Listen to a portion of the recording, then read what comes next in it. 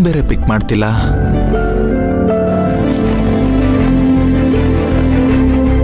ಅಯ್ಯೋ, ಧ್ರುವ ಫೋನ್ ಮಾಡ್ತವ್ರೆ. ಈಗ ನಾನು ಅವ್ರಿಗೇನಂತ ಹೇಳಿ?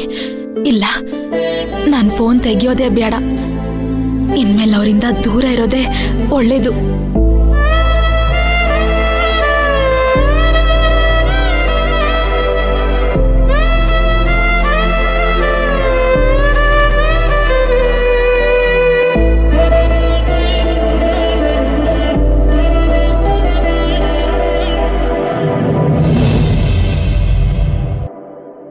ಓಯ್, ಮೈಲಾರ್ಕೋಟೆ ಮೈನಾ,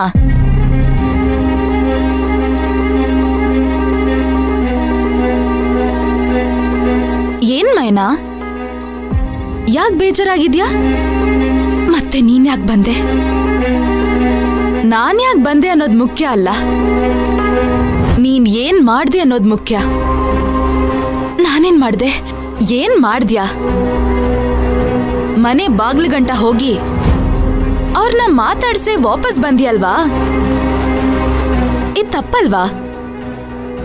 ಧ್ರುವ ಅವ್ರು ನಿನ್ಗೋಸ್ಕರ ಎಷ್ಟು ಮಾಡಿದ್ದಾರೆ. ಹಾ, ನೀನ್ ಏಳು ಬೀಳಲ್ಲೆಲ್ಲ ಅವ್ರ ಜೊತೆಯಾಗಿ ನಿಂತವ್ರೆ. ನೀನ್ ಹುಷಾರ್ ತಪ್ಪಿ ಮಲಗಿದ್ದಾಗ ವಾಂತಿ ಮಾಡ್ಕೊಂಡ್ಯಲ್ವಾ? ಆಗ ಅದನ್ನ ಅವ್ರ ಕೈಯಲ್ಲೇ ಬಾಚವ್ರೆ. ಆದ್ರೆ ನೀನೇನ್ ಮಾಡ್ದೆ?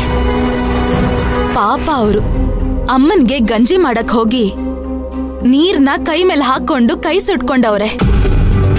ಅವ್ರ ಹೆಂಗವ್ರೋ ಏನು ಅಂತ ವಿಚಾರಿಸ್ದೆ, ಅವ್ರ ಯೋಗಕ್ಷೇಮನು ಕೇಳ್ದೆ ನೆಟ್ಟಗ್ ಹೋಗಿ ನೆಟ್ಟಗ್ ಬಂದಿಯಲ್ವಾ? ನಾಚಿಕೆ ಆಗಲ್ವಾ? ಅಮ್ಮ ಅಮ್ಮ ಅಂತ ಬಾಯಿ ತುಂಬ ಕರೀತಿದ್ದೆ, ಅವ್ರ ನಿನ್ ಮೇಲೆ ಪ್ರಾಣನೇ ಇಟ್ಕೊಂಡವ್ರೆ. ನಿನ್ ತನ್ ಸೊಸೆ ಅಲ್ಲ, ಮಗಳು ಅಂತ ತಿಳ್ಕೊಂಡವ್ರೆ.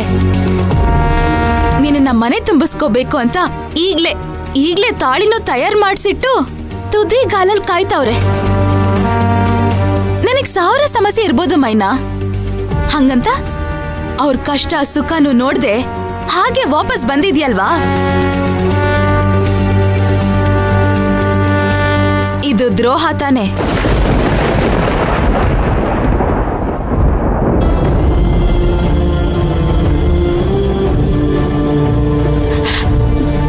ವಾಪಸ್ ಬರ್ದೆ ಇನ್ನೇನ್ ಮಾಡ್ಲಿ ನಾನು? ಈಗ ನೀನೇ ಹೇಳ್ದೆ ಅಲ್ವಾ ಅವ್ರು ನನ್ನನ್ನು ಎಷ್ಟು ಪ್ರೀತಿ ಮಾಡ್ತವ್ರಂತ. ಅಷ್ಟು ಪ್ರೀತಿ ಮಾಡೋರ್ ಮುಂದೆ ಈ ಅಪವಿತ್ರವಳು ಯಾವ ಮುಖ ಹೊತ್ಕೊಂಡು ಹೋಗಿ ನಿಂತ್ಕೊಂತ ಹೇಳ್ತೀಯ? ನನ್ ವಾಪಸ್ ಬಂದಲ್ವಾ, ಅದೆಲ್ಲ ಕಣೆ ದ್ರೋಹ. ನನ್ ಸ್ವಾರ್ಥಕ್ಕೆ ಅವ್ರನ್ನ ಉಪಯೋಗಿಸ್ಕೊಂಡು ಅವ್ರ ಮನೆ ಪಟ್ಟನ ತಗೊಂಡು ಅವ್ರ ಮನೆ ಹೊಸಲನ್ನು ತೊಳೆದ್ರೆ ಅದು ನಿಜವಾದ ದ್ರೋಹ. ಮೈನಾ, ಹೇಗ್ ದ್ರೋಹ ಆಗತ್ತೆ? ನೀನ್ ಧ್ರುವನ ಪ್ರೀತಿ ಮಾಡಿದ್ದು ನಿಜ ತಾನೆ? ಅವ್ರ ಮನೆಗ್ ಸೊಸೆಯಾಗಿ ಹೋಗ್ಬೇಕು ಅಂತ ಕನ್ಸ್ ಕಂಡಿದ್ದು ಅದು ನಿಜ ತಾನೆ? ಸಾಕ್ ಸುಮ್ನಿರು. ಹೊಲ್ಸ್ ತುಳ್ದಿರೋ ಕಾಲು ದೇವ್ರ ಮನೇಲಿ ಹೆಚ್ಚಿಡಕ್ಕಾಯ್ತದ? ತೊಳ್ಕೊಂಡು ಹೋಗ್ಬೋದು.